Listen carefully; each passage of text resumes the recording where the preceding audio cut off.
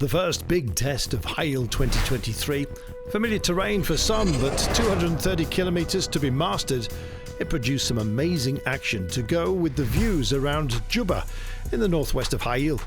Well, there was a party atmosphere before the start in this ancient city, but it was the young that were enjoying themselves the most. Getting close to the stars, they were having fun. Not so happy was Abdullah Al-Aisheh. It didn't look good for the day one winner.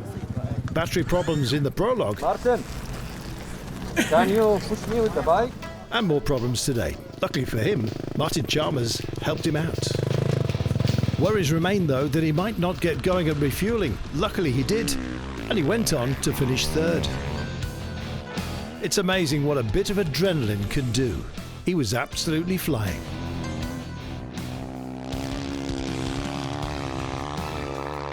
Well, this part of the world is simply stunning, yet with all this space to play with, there was a bit of traffic congestion out on the course. 2 quads and 3 bikes, hunting space, a couple of minor tumbles, but soft landings thankfully. Ariani won the Toyota Saudi Championship on bikes in 2002. Terrific performance today, top 5 and flying once again.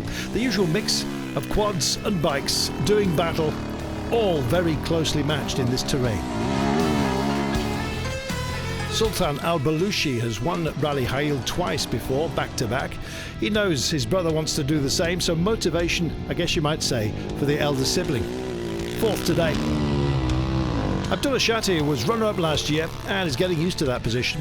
Riding the day with his MX Ride Dubai friends, he said he enjoyed himself, but he would have been happy with another 2.5 minutes. Someone else found that time. And that happened to be number 1 Mohammed Balushi. Won the day and is in control of Hail 2023 going into tomorrow's final stage. He wants maximum points from this opening round in the battle to win the overall championship, something that slipped from his grasp last year. But he did win here in Hail, remember, and is looking good once again. He leads by just under 5 minutes. It caught me by surprise. By kilometer 16, I was leading and I did everything, all the job, and I was not ready for this, but managed to not make many mistakes. I'm here. I'm waiting now for the guys to arrive. And all he's got to do is do it again. Remarkable rider. Destiny in his hands.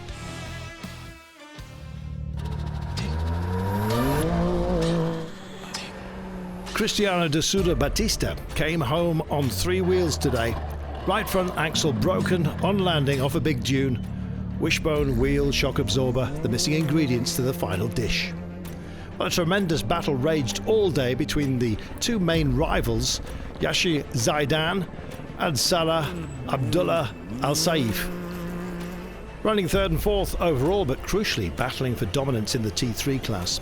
Both with local knowledge of the conditions, both very closely matched. It was natural that they found each other out on course and had a fight that lasted almost the entire stage. Zaidan won this particular battle, 3rd home on the day. And sure, Al Saif may have lost the battle this time, but was delighted by the contest. He said, thank God we finished the first stage. It was difficult. Many different kinds of dunes we tried to push. I guess P2 in the class is pretty good. Our aim, of course, is to win the class on the final stage.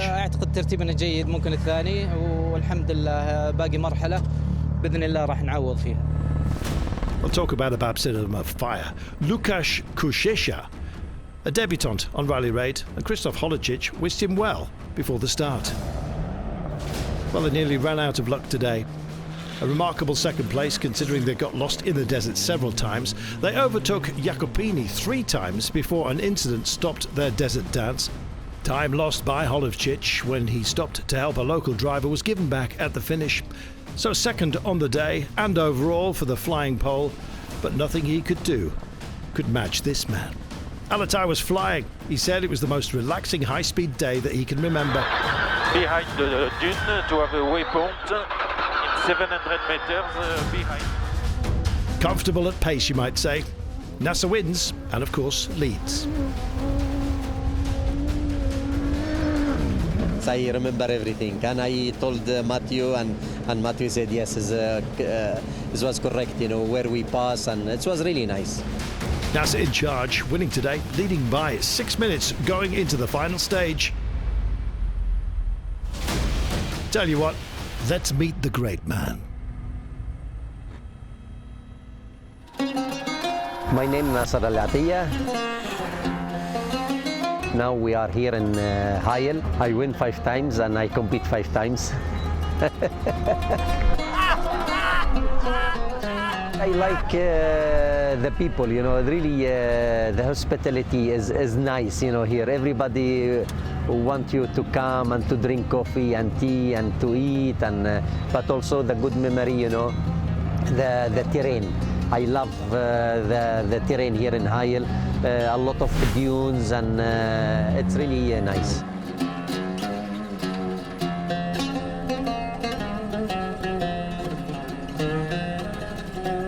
I am engaged for this year Dakar, Baja World Cup, and cross country world champion, and Middle East and Extreme. And not only this one, also we have shooting, and I prepare for Olympic game 2024 for France, you know, Paris. I love what I do. I will do it, you know, because one day we cannot have this option.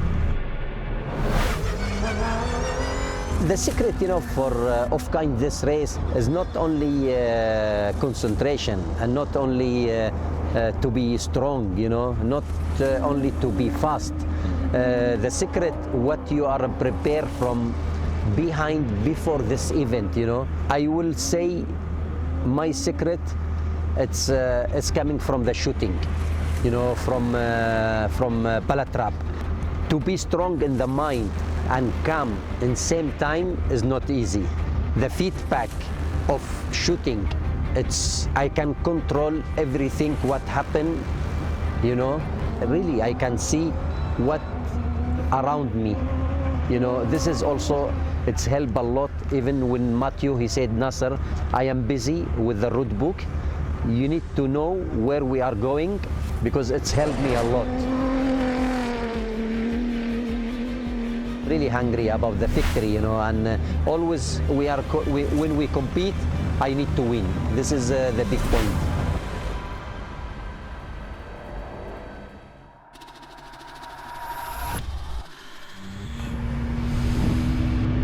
The national class. In terms of machinery, they're so closely matched, it really does come down to the drivers.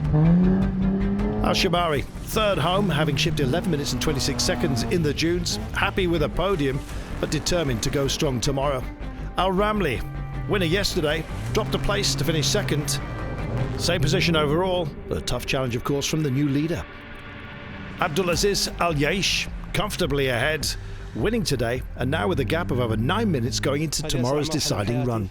The fastest stage of my whole life, he said. We pushed 100%, and of course we'll be doing exactly the same tomorrow. Gap at the top, 9 minutes and 12. Al-Yaish looking good. So just one day to go. It's going to be all or nothing over 184 kilometres.